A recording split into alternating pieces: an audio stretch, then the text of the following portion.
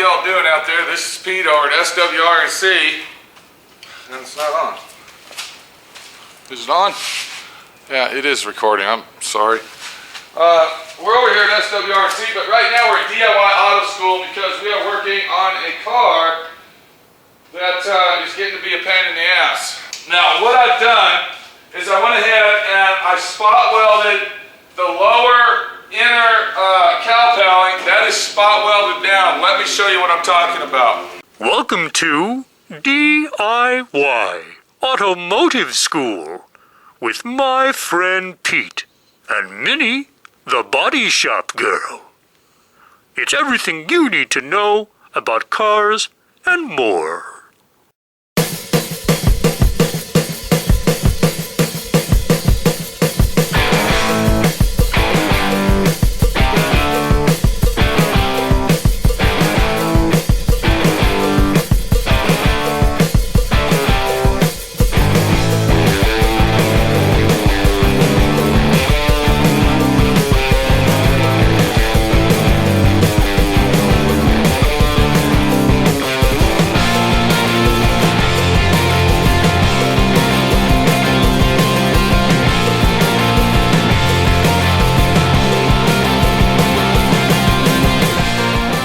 If we look at our inner cowling right here, you're going to see that I've already spot welded it down to the side panels on each side. And the reason I did that is to line everything up where I need it to be. Now, all these other holes right here actually line up with all these holes right here. So we're not going to weld those up yet until we set our cowling panel on to the vehicle and start welding that on to the vehicle and get it all in line. But right now what we're working on is we are working on this corner right here. This has really been a nightmare, this fucking A-pillar slash hinge post situation. And if you remember right, when this was in here, I'm going to go ahead and slide it in there like that. We had this big gap here, so what are we going to do about that gap, and how are we going to reinforce this to actually play part in the structure of the rest of the car, holding it together where we need it? How are we going to do that? My friend Pete, what are we going to do? Tell me what the fuck's going on. Well, if you go back into my video sets on this vehicle, you're going to find the section where we actually had a used hinge post that we are using on this car. And the owner had the junkyard cut it extensively long, which means overcut it. What we're going to do is we're going to take the leftover scrap piece that we got right here, and then we'll go ahead and remove this piece of shit right here. We're going to put a slice in it, bend it back, so this will fit up inside the post back there, and then we'll be able to slide our post, the piece that we're using, we'll be able to slide that onto this right here. And then that will reinforce everything and hold it together, and we'll be able to go ahead and weld that very strong and secure and safe, just like we did our rocker panel area right here. So what I'm going to do is I'm going to go ahead and get a pair of pliers and find out where my spot welds are. And the way that we're going to find these spot welds, we'll take our pliers and we're going to bend it back until we can see the impression of the spot weld. And that's not really working well, is it? There's one right there, I'm sorry. 1 and 2. Alright, so we'll take our plasma cutter. I don't have my fucking safety glasses, bitch. But, believe it or not, it takes a lot of tools to do a job like this. And what you're looking at right here, this is your main tool. Alright, don't ever forget your fucking safety glasses. Always have them on your head or ready to wear, or even wear them all the time if necessary. Safety glasses is your #1 fucking tool in the shop, along with some nice, good, heavy-duty gloves. So we'll go ahead and clamp that with some vice grips.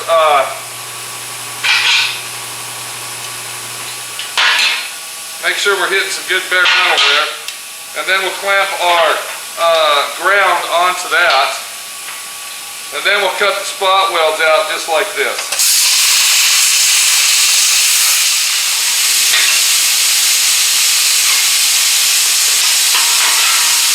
There you go. And then once that's done, we're going to go over to the car and we're going to mark it out where we need to cut that to fit into the pocket of the windshield post. So we're going to go ahead and remove this out of the way.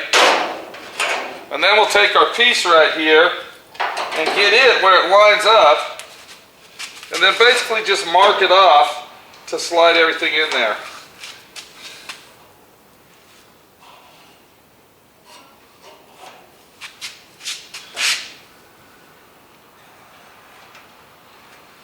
Just like that. Now remember, this is actually the outside piece, which is this piece here. All right, this is actually this section right here. If you look, you can see that this is the same as that. All right, so this is actually an outside piece. It just doesn't have the gutter rail and all that on it anymore. And as we're looking at it, I will clean all this up and make it look like brand new before we install it. So I'm going to take my angle grinder, I'm going to put a cutting wheel on it just like that, and then we'll go ahead and screw that down onto the angle grinder.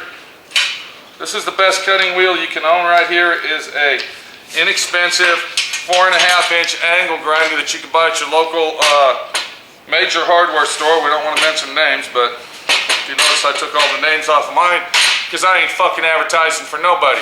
And if you don't like it, I don't give a fuck. They aren't paying me to use their fucking tool. I am paying them to use their fuck off tool. When they start wanting to call me up and say, hey, my friend Pete, we want you to use our angle grinder and leave our name on it and we'll pay you to use it, I'll say, hell yeah, let's get her done, motherfucker.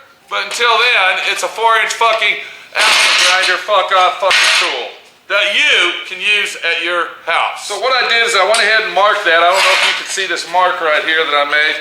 We're going to cut that off right there, and then on the other side as well, there's a mark that you can see right there we're going to cut off.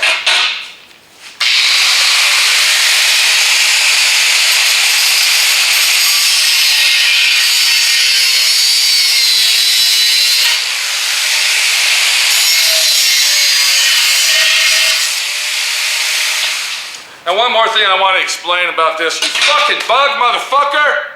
Fucking bitches flying in my face. I hate little gnats that fly around in the fucking springtime, hit you in your fucking face. Does anybody have a problem with that? Have you ever ran into that fucking problem when you're trying to do something and there's this little bug that's doing this shit in front of your eyes and you're snapping it and trying to get the motherfucker out of your face? It fucking sucks! It sucks fucking dick!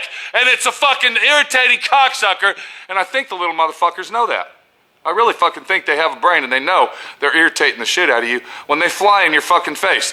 Those little fucking gnats that are like this fucking big and they're like that. It's a fucking bitch!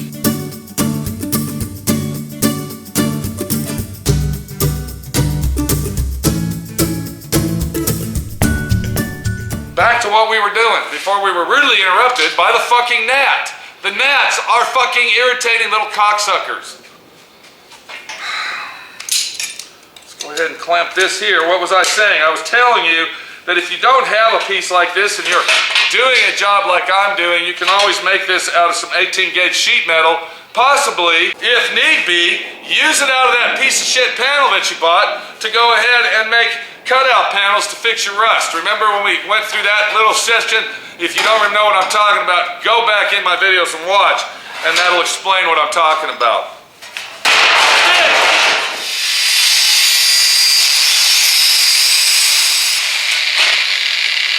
Just like that right there. And then what we're going to do is take our little 2-inch fucking grinder here with a 36 grit grinding pad, and then we're going to go ahead and clean our piece up.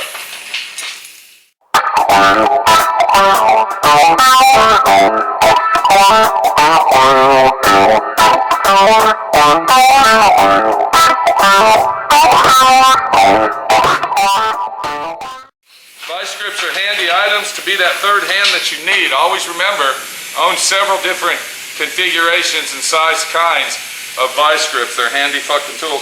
You know, now that we're on the subject of vice grips, I want to go ahead and explain something to you. Believe it or not, the vice grip is a very handy tool. Now, this here is your standard pair of vice grips, but it's a certain brand, and I don't want to tell you what brand that is, but it's an upscale brand that costs more than your other local fucking China fucking brands. And the thing that I want to tell you about vice grips, this is one of the items that you get what you pay for. If you buy a very, very expensive set of vice grips, a quality name, you might say, they're going to last you forever and ever. I probably had this pair of vice grips for over 25 years, still doing the job today. If you buy those cheap, inexpensive flea market vice grips, or maybe over at Northern Tool or Harbor Freight style for $4 or $5 a pair, they aren't going to be worth a shit and they'll never fucking work right. So if you are going to invest in a tool that's going to last a long time, invest in your vice grips and buy the high brand quality name that is going to do the job that you need. That's all I wanted to say. I'm not advertising for the company. Fuck them. I'm advertising for me, myself, and I, and passing on the tech tips and helpful hints to you.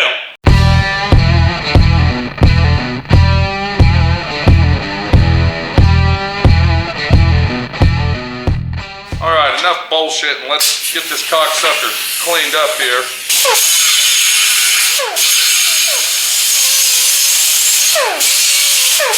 All right, and once we got that cleaned up, we're ready to go ahead and install it in our car. Let's get over there and do that. All right, what I'm going to do is I'm going to take my channel lock pliers, and all I'm doing, if you look real close, I'm just bending it closed a little bit. You see how I'm doing that? I'm just grabbing it and bending it, just like you see, so we can fit it up in here. Now I see that it slides very, very nicely, and everything fits good. That's what we want right there. You can see where it's sticking out, and this is going to be used as a collar, you might say, or maybe a knee bone, or maybe a shin bone. Whatever the fuck it is, it's going to be extra strength that we will be able to use when we slide all this together. Now, we don't want to install that yet, because we want to make sure that all this is going to work. And what we'll do is we'll slide this in here, just like so. Okay, that's going to work right there. I'm going to mark this off where I want this to line up, just like that.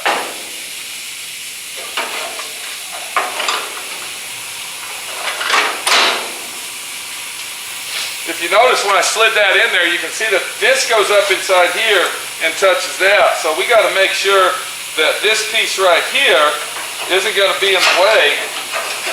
You see what I'm saying? This has got to go up inside here just like this. And there we go, just like that. So I'm going to hold that there to make sure that I can get this out of here. All right, so as long as I can get this piece in and out with this welded in there or tack screwed in there, we're okay. And then I'll go ahead and put a tack screw in the bottom of it right here.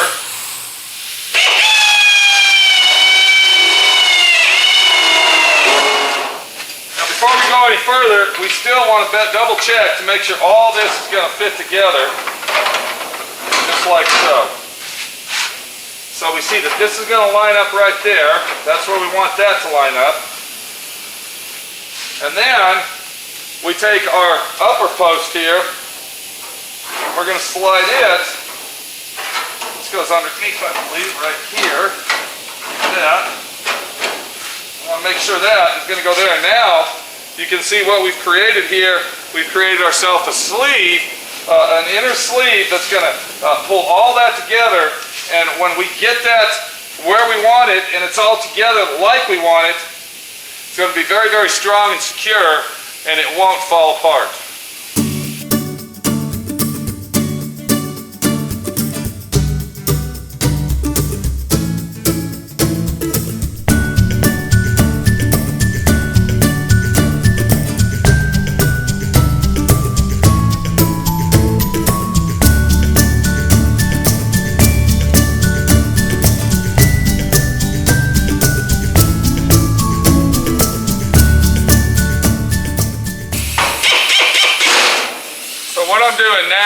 I'm putting my A-pillar slash fuck off cocksucker hinge pillar back on.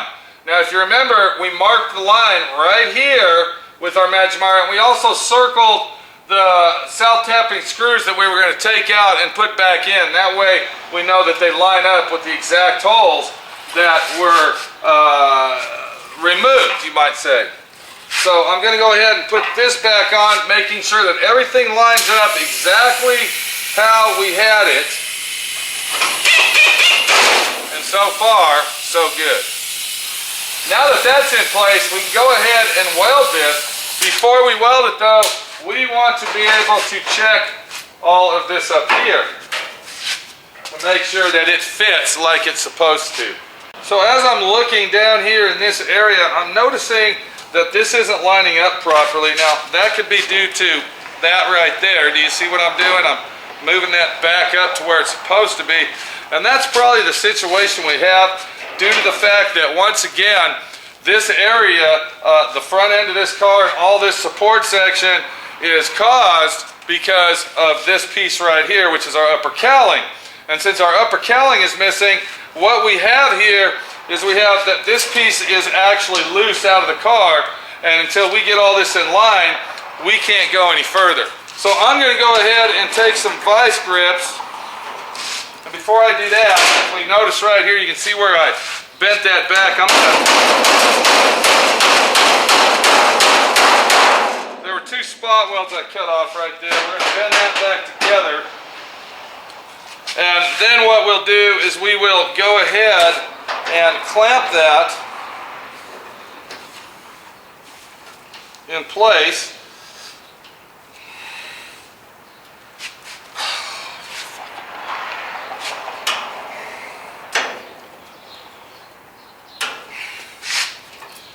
And then before we do anything else, what we want to do is take our cowl panel, we're going to set it on the vehicle, we're not going to weld it.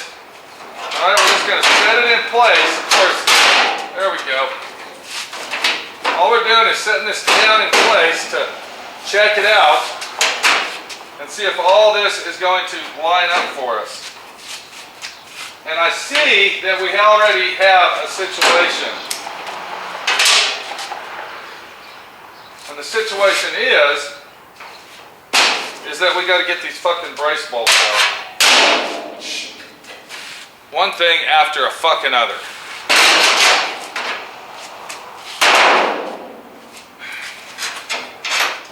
And then now we go ahead and set our cowl panel back on the vehicle, get it lined up where we want it. And we're not going to screw that down, but what we are going to do for right now is we're going to clamp that down right there.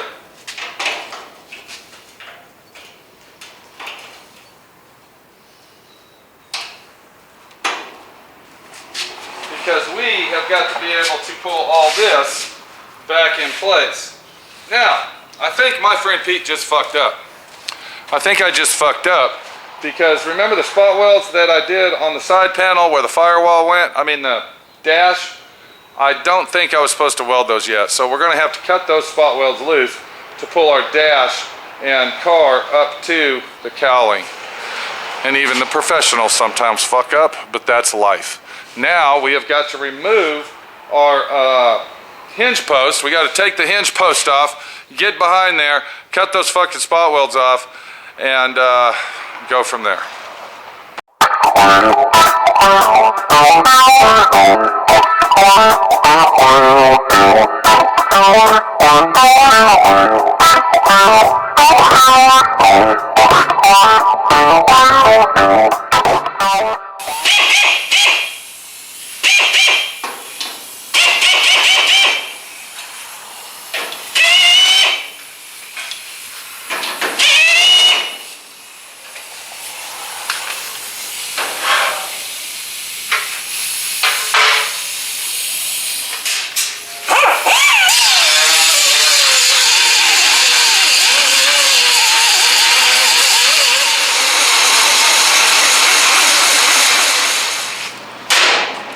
Alright, now that that's done, now we'll be able to move our dash where it needs to be. So we'll go ahead and clamp this in place.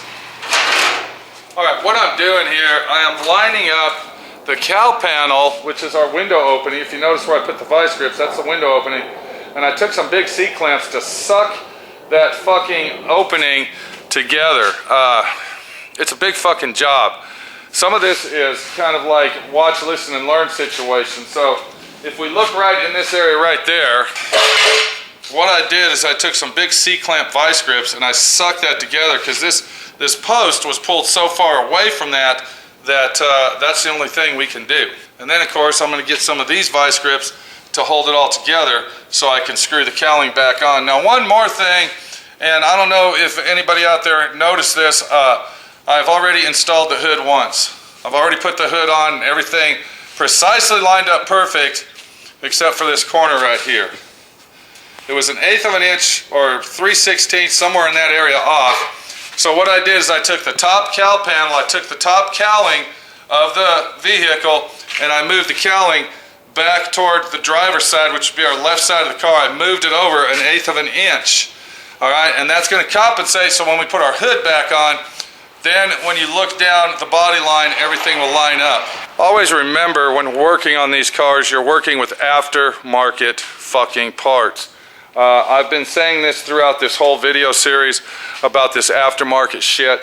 And this is just another example. To line these body parts up like this, you got to shimmy sham them around, move them around to make everything work. So we actually moved our cowling over the top cowling. Now the bottom cowling wouldn't move. When it's sitting on there, it sits in one place and it won't go anywhere else. The top cowling will move back and forth within 1/2 an inch.